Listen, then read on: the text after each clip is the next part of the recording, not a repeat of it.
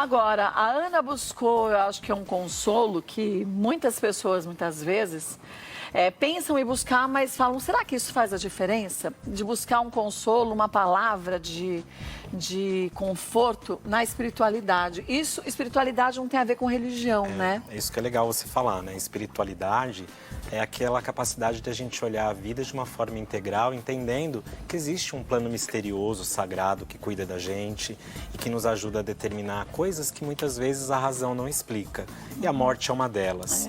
E muitas religiões nos preparam, muitas filosofias nos preparam justamente para a gente poder enfrentar momentos como esses. Agora, infelizmente, de alguma maneira, nem todo mundo busca, e aí quando ocorre algum fato triste como esse, a gente busca a resposta. E ajuda tanto, né, Kátia? Eu acho que é importante, porque independente da linha ou da filosofia que a pessoa busque, ela vai encontrar respostas. E olha que a Ana Maria é uma mulher de extrema fé, sempre se mostrou, você vê nos momentos mais difíceis da vida dela, de saúde, ela não se abatia, não. E é uma pessoa que é muito mística também. Sim, também. Eu lembro alguns anos atrás que, através da Lu Barbosa, inclusive, sim. Eu fiz o mapa numerológico da Ana e ela ficou encantada e queria que eu fosse ao programa, enfim. Então ela tem essa relação com a espiritualidade, ela tem essa relação com o misticismo e eu acho que isso é muito importante. Ela falou coisas muito legais. Agora, para muita gente que está passando pelo mesmo momento, que a família do Tom, que a Ana, que perderam familiares ou amigos, o que normalmente um espiritualista passa nesse momento? Quer dizer, diz justamente aquilo de, foi um fim de um ciclo, como a gente conversava no intervalo, que o Alex ainda viu que ela comentou, que normalmente quando a pessoa morre cedo é uma bênção. Sim. Sinal que ela tinha pouco a ser pago, vamos dizer assim, nessa vida. Porque a gente, embora a gente saiba que a vida é maravilhosa e é linda e é uma escolha a gente poder vivê-la da melhor maneira possível, a gente sabe que para muitas doutrinas espirituais aqui é um plano, um lugar de expiação, de dor, de dificuldade, de aprendizado. Então, quando a pessoa se liberta dessa dimensão, achei a palavra certa, ela consegue se libertar e consegue ir para um caminho, para uma outra dimensão de evolução. Tem duas coisas que a gente sempre ouve. Pessoas que morrem cedo, pessoas que morrem sem dor, são pessoas que recebem de alguma forma a graça divina. Então ela faz a passagem com não é facilidade, mas com menos dor. E a gente não pode esquecer dos acordos.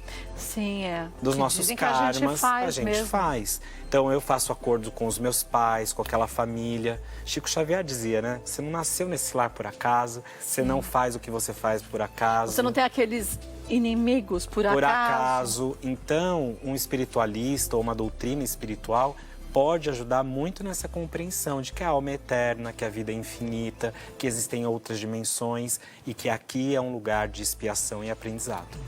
E que a gente cumpriu um estágio, né? Um estágio, exato. Alguns terão mais, outros terão menos.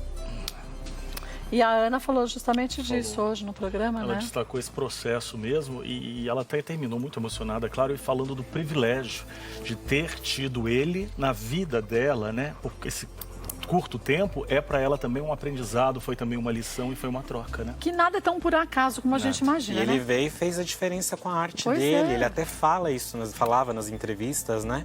Que a televisão só tinha sentido se fizesse diferença na vida das pessoas. Então, mostra o quanto é uma alma iluminada, uma alma que não precisa também de grandes espiritualidades para fazer o bem, né? E como ele fez diferença na vida da Ana. Hoje ela exibiu um trecho de uma matéria, que ela estava com ele, uma das primeiras matérias, uma receita. Ela relembrou esse momento e ela desabou, né? Ela realmente não se conteve. Ela não aguentou, né? Foi muito emocionante, né? E o quão forte esta mulher, né? Vamos também falar isso. Mas que está passando ao mesmo tempo por um momento frágil, ontem ela falou, de saúde, moída, né? mas eu tinha que estar aqui, e também com a questão da saúde, mas a firmeza e a força, a vontade de homenageá-lo, né? E foi o que a gente falou, ela se colocou em segundo plano mais uma vez, para fazer por ele. Por ele. Porque por ela, por ela que eu digo, para não ser mal interpretada, por ela quer dizer, pela dor e o farrapo que ela está sentindo, ela faria uma oração de casa. Sim. Mas ela achou que a homenagem que ele merecia era muito maior.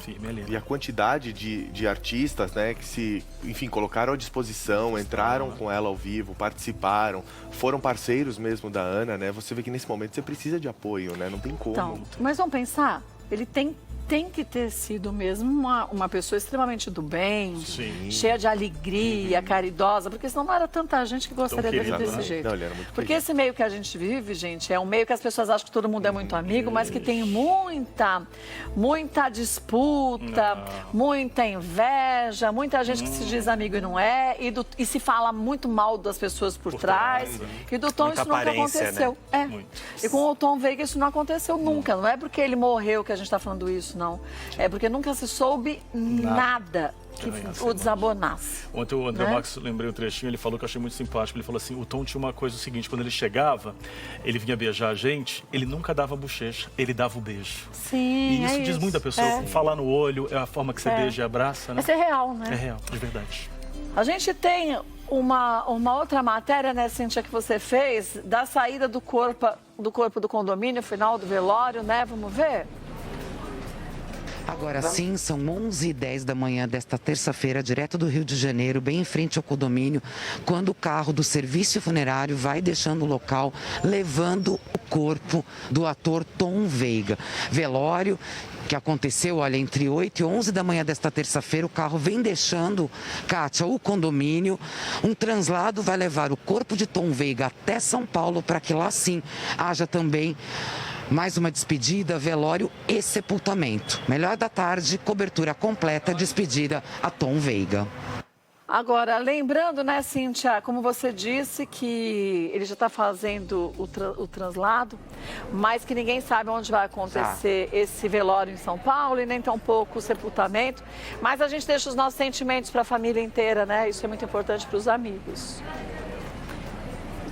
Com certeza, Kátia, a nossa cobertura de uma maneira tão honesta e íntegra, trazendo mais ou menos o sentimento de cada um. Independente de sermos jornalistas, somos telespectadores, a gente sabe o que é bom, a gente sabe o que faz falta, a gente sabe a verdade das pessoas quando tem o poder da lente diante dos olhos. E o carisma, porque isso não se compra, não se aprende, isso se tem. E o Tom tinha aquele descanso em paz, sim. A alegria ele deixa como legado, Kátia. Qualquer informação a mais, você chama a gente, tá bom, Cíntia? Um beijo, viu? E beijo a todos aí da Band Rio. Obrigada pelo profissionalismo de todos.